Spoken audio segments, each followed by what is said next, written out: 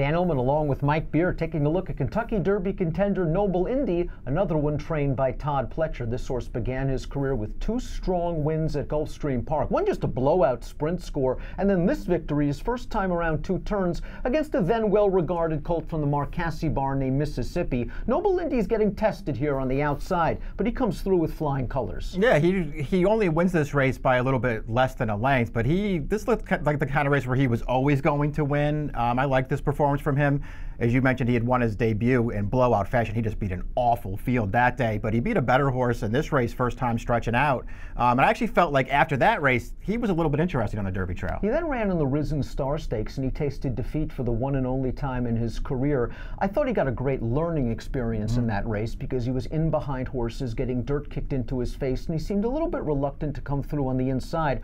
On a day where the first and second place finishers basically ran 1-2 around the track, Todd Pletcher fiddled with the blinkers. He came through with a breakthrough performance in the Louisiana Derby. Let's analyze the Louisiana Derby. Okay. It seemingly was a fast pace up front. Noble Indy looked like he was in hot water after making that pace turning into the stretch, but somehow re-rallied to win. Was it a situation of courage and gameness on the part of Noble Indy, or did Lone Sailor and My Boy Jack kind of hang and flatten out in the stretch? I'm going to say that those 2 horses hung a little bit and didn't get by him. Maybe not. I don't want to. I hate to say My Boy Jack hung in that race because he had such a tough trip. But he looked like he had a shot at it and just sort of didn't get there. The thing with Noble Indy in that race is, maybe the pace was really fast. He's sitting up on the pace with a million to one. I mean, that horse was a complete no-hoper. So he didn't really have to work to take that race over. He tracked that horse for a while. He blew by him on the turn with no trouble at all. And this horse looked like he was going to be overrun in the stretch by both the second and the third place finisher. I'll give him a little bit of credit for digging back in and coming back to win, but I don't like that race. Are you concerned that most of his races have shown that he likes to be close to the pace?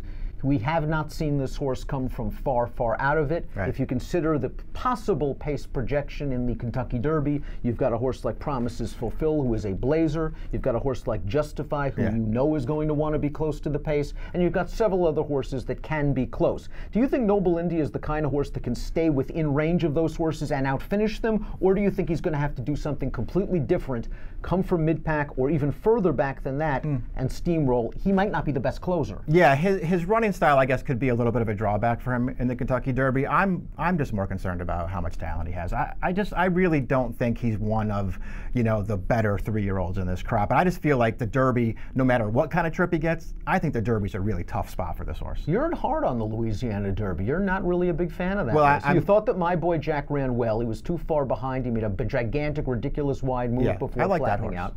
But Noble Indy really doesn't do it for you.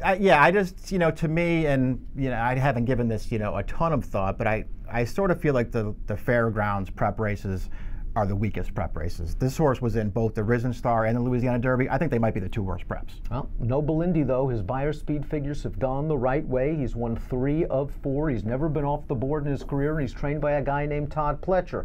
He's going to be also probably a playable price in the Kentucky Derby, maybe a horse to consider in the exotics, at the very least.